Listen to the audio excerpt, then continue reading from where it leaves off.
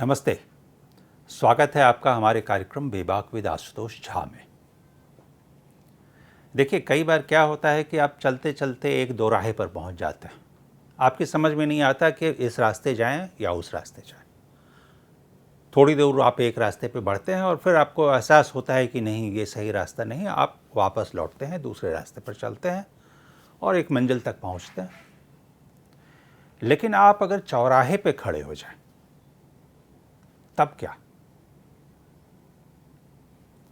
अब मैं ये इस बात पर इसलिए चर्चा करने आया हूं क्योंकि कांग्रेस, जो कि आज के दिन वास्तविकता में मुख्य विपक्षी दल है, लेकिन उनके सहयोगी दल उनको मुख्य विपक्षी दल नहीं मानते, वो कांग्रेस चौराहे पे खड़े। और वो भी कब? जबकि अभी 2 दिन पहले ही अहमदाबाद में एक महाधिवेशन कांग्रेस का है, वो बैठक चली 2 दिन। बड़े बड़े मुद्दों पर चर्चा हुई और ये दावा किया गया कि जितने भी आइडियोलॉजिकल इश्यूज़ हैं कांग्रेस में, उस पर क्लैरिटी आ गई। तो इसीलिए मैं बात कर रहा हूं कि कांग्रेस चौराहे पे खड़ी हो गई। शुरुआत कीजिए अभी तहव्वुर राणा, जो सबसे ज्वलंत मुद्दा आज के दिन चर्चा में, जो सबसे ज़्यादा चीज़ें चल रही हैं, वो है तहव्वुर राणा। कौन तहव्वुर राणा?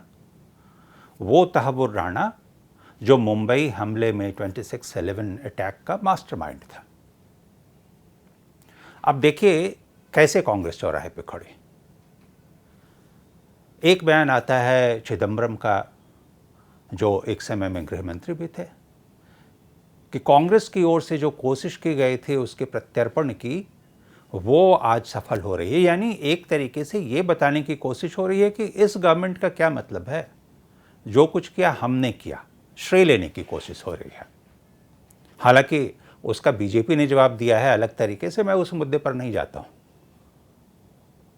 दूसरा बयान आता है पृथ्वीराज चौहान का, जो कि कांग्रेस के बड़े नेता हैं, महाराष्ट्र के, केंद्र में भी मंत्री रह चुके हैं, महाराष्ट्र में मुख्यमंत्री रह चुके हैं।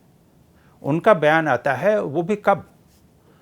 जब तहव्वुर राणा के प्रत्यर्पण की पूरी प्रक्रिया चल रही थी, तभी यहां पहुंचने से पहले एक बयान आता है कि भाई उसे एक फेयर ट्रायल मिलना चाहिए।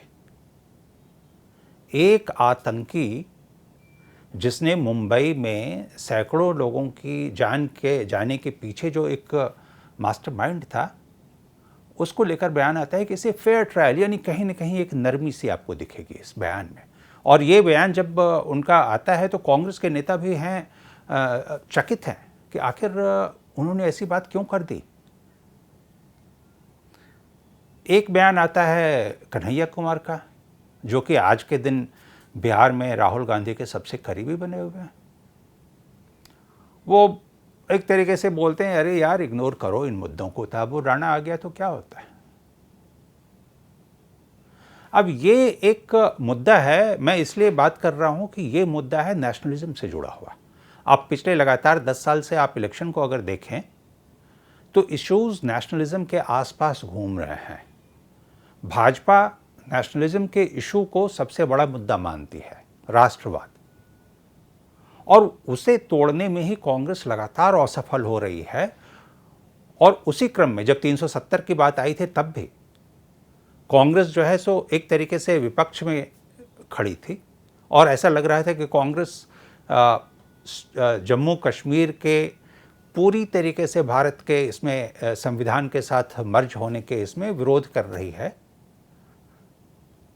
तब कांग्रेस के ही कई नेता, बहुत सारे यंग नेता, टूटकर अलग होते हुए खड़े दिखे थे। ये नेशनलिज्म का इशू है जहां की कांग्रेस सॉफ्ट दिखती है लगातार, और इसी पर बीजेपी की ओर से लगातार अटैक भी होता है। यहां आप देख लीजिए 3-4 अलग अलग लाइन चल रही है।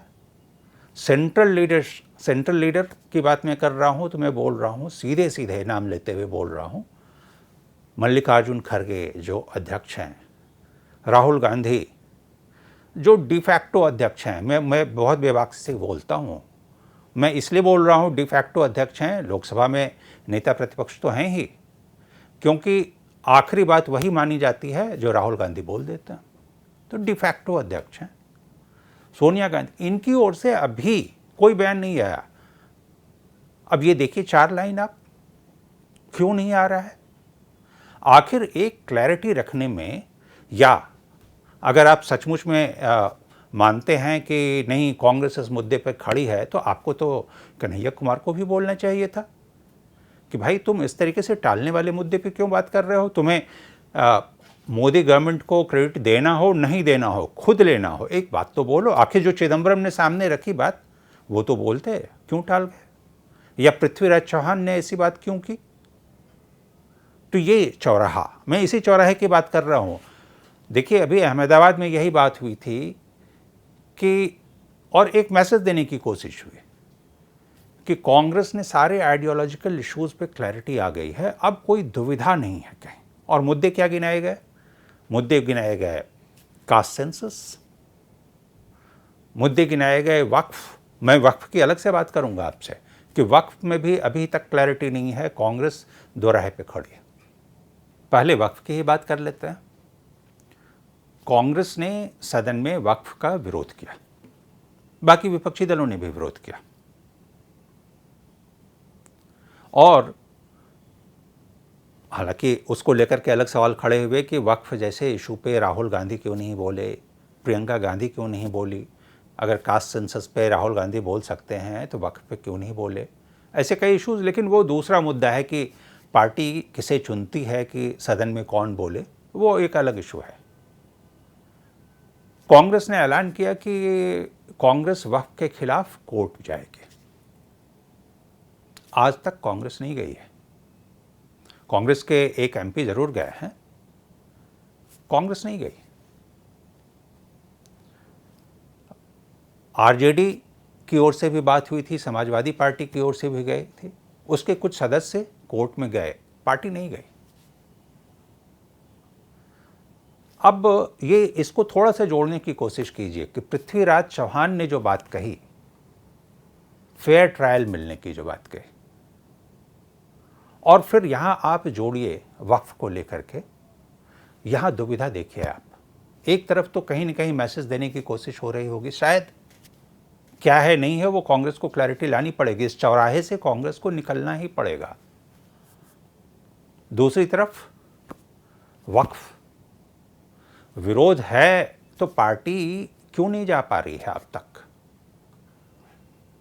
अब ये एक होड़ है कहीं ना कहीं अलायंस पार्टनर्स के बीच भी, वहां भी कांग्रेस एक चौराहे पे खड़ी दिख रही है, क्योंकि अलग अलग जो पार्टी की अंदरूनी बैठकें होती हैं, वहां तो ये बात होती है कि कांग्रेस को अपने दम आगे बढ़ना है। बिहार में जिस तरीके से कांग्रेस की यात्रा चल रही है, वो ये मैसेज देने की कोशिश हो रही है कि कांग्रेस अकेले चल सकती है। आरजेडी को मैसेज देने की कोशिश हो रही है जैसे कि दिल्ली में चली। महाधिवेशन जब होता है तो वहाँ एक मैसेज देने की बात होती है, वहाँ से राहुल गांधी कहते हैं कि अकेले कांग्रेस है जो बीजेपी से आइडियोलॉजिकली लड़ने की क्षमता रखती है। ये आखिर किसके लिए बोल रहे थे राहुल गांधी? वो अलायंस पार्टनर्स के लिए ही तो बोल रहे थे। और इस सारे घटनाक्रम के बीच वर्कर्स कंफ्यूज्ड हैं कि हमें चलना किस रास्ते है। तो जब तक कांग्रेस इस चौराहे से बाहर नहीं निकलेगी, कांग्रेस ये दावा करना छोड़ दे कि वो भाजपा से लड़ने के लिए तैयार है। और मैं बहुत आश्वस्त होकर के ये बोलना चाहता हूं कि इसके लिए कांग्रेस के पास सिर्फ 2 साल का वक्त है।